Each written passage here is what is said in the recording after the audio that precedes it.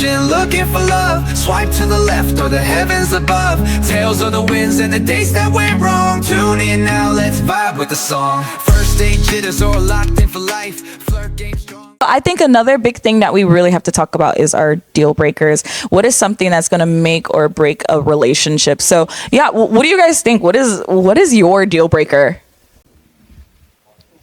I guess I'll start. Maybe this is, coming from experience. I think we've all had this experience at least once. So the guy is perfect, the date is going well, you're really feeling each other, vibing. You go back to his place, it's dirty. Yeah, you know what I mean? Like, right, like that is absolutely a deal breaker for me. Even if you're like the cleanest man, you're clean shaven, you smell amazing, like, but if your house is a pigsty, or you're a hoarder or something, I can't. Yeah, I'm sorry. I'm so ready. But from previous experiences, I will say communication, 100%. It's like something that you've done bothered me, but I'm not going to tell you. I'm just going to bottle it up, and then when I'm done, I will just break up with you. And and the excuse that it's a cultural thing that honestly pisses me off, because sometimes I feel like, yeah, there could be a cultural barrier, but if you guys talk about it and you guys try to understand each other, it should be okay. And if you really don't want some things to happen, you should just tell your partner. That's the bare minimum, as we were saying. But it happens to me so many times that I think that that's not the bare minimum anymore. That's my higher standards. So, yeah, communication, it's something very important for me. If there is no communication, basic human skills, literally basic human skills, communication, I'm like, sorry, bye. I don't want. Shit on.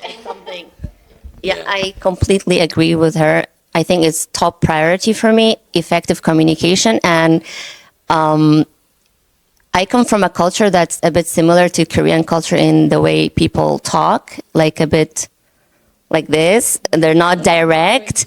And I didn't know how to do it either. And I feel like, this is not doing me any good. So I had to learn it literally. Like, I'm taking courses, training, just to be effective. And it has changed my life.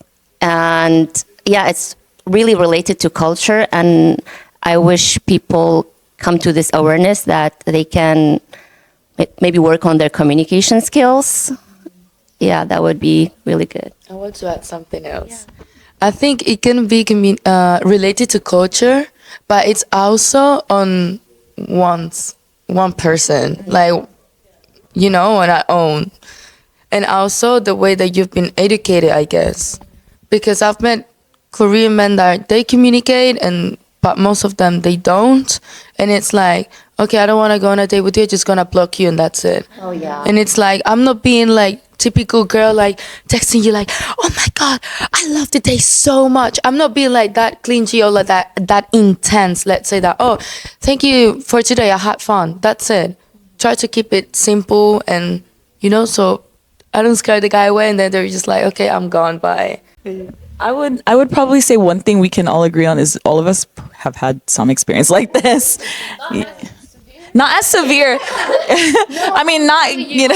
Crazy.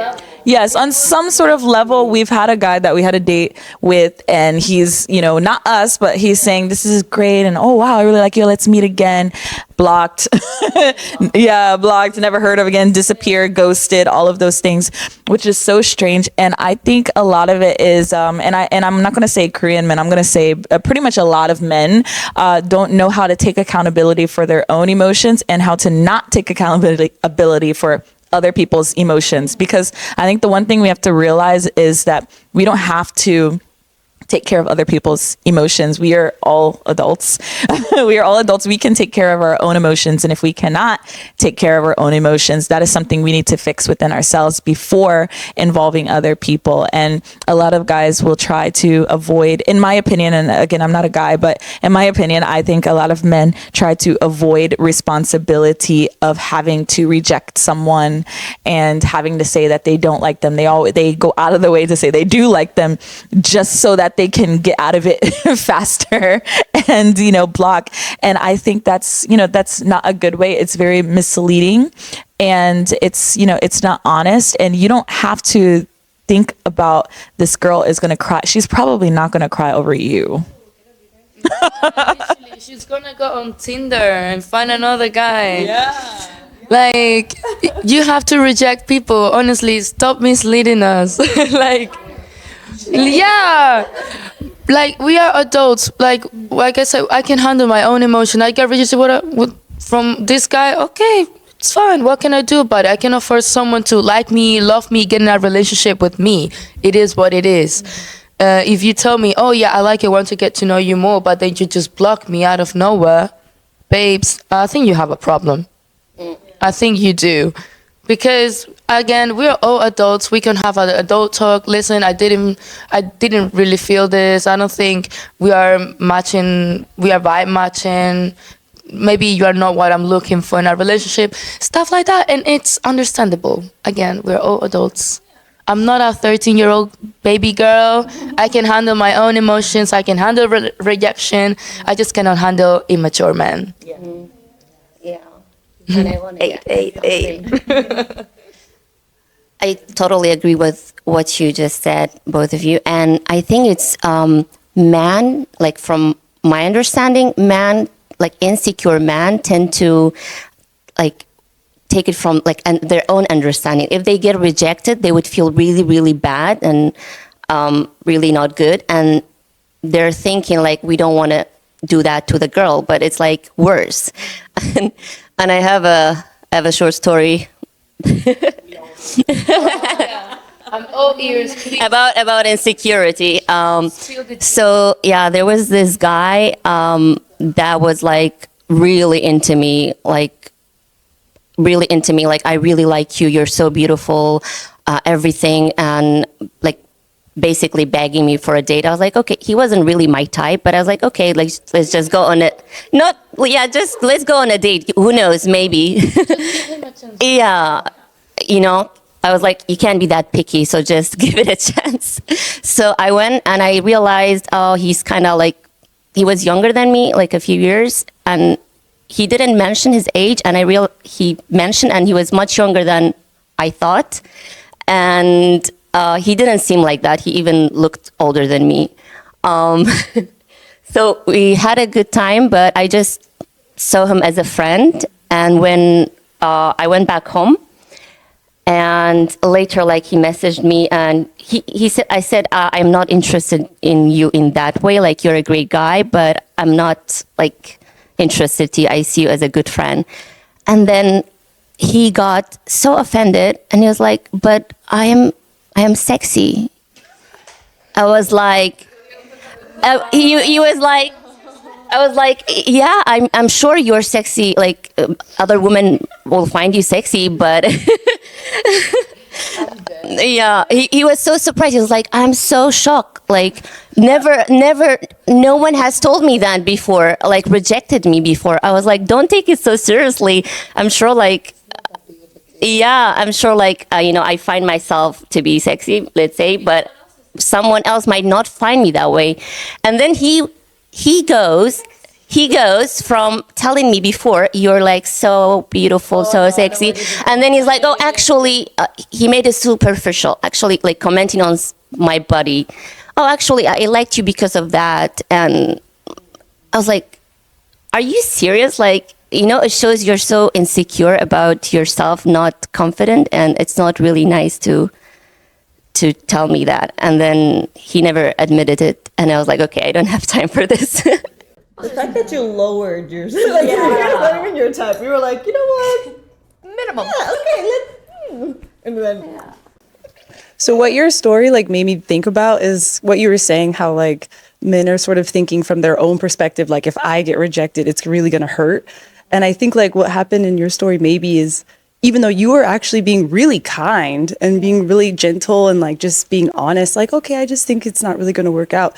But for him, it's like almost like a personal attack, which is why he attacked you back, you know? And it's like, why can't you just reject someone in just like a polite, you know, respectful way? Like, we just aren't going to work out. Maybe we can still be friends, or maybe like, you know, it's fine.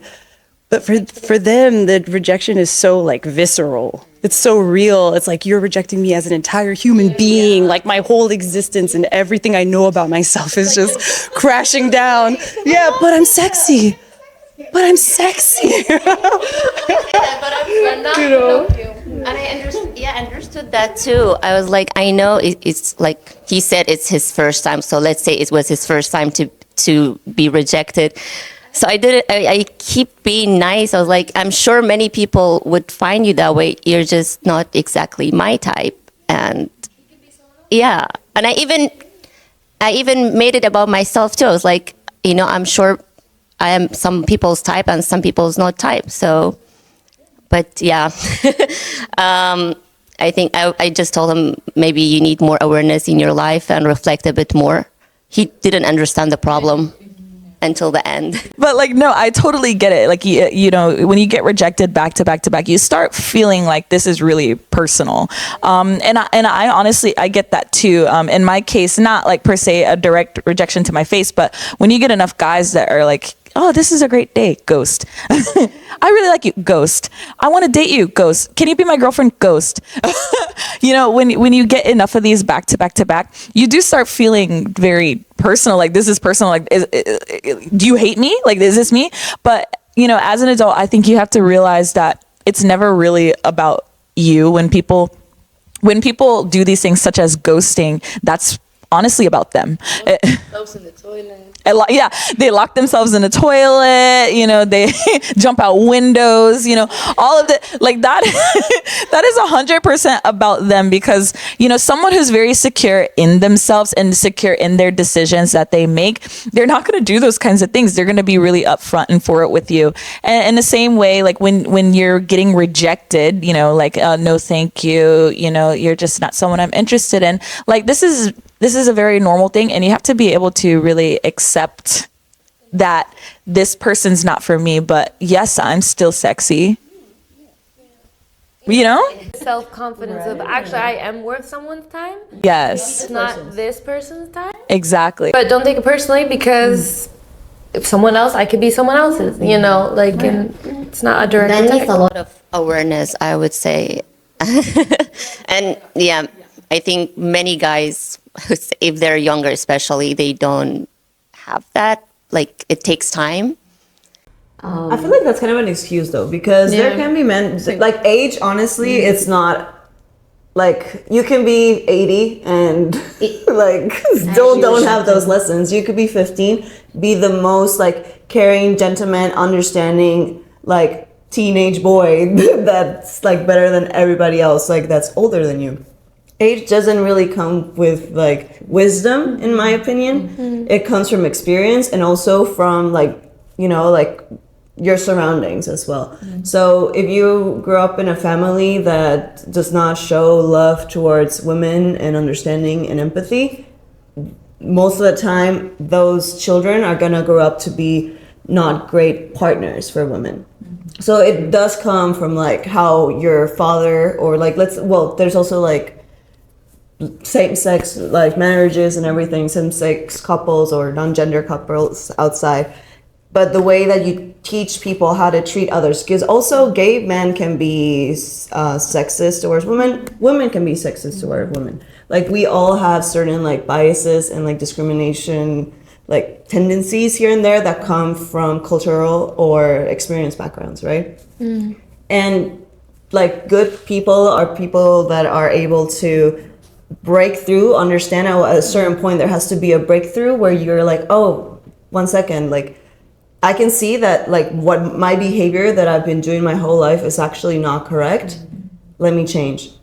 But that's an issue that like in general humans, it's not only men, women too.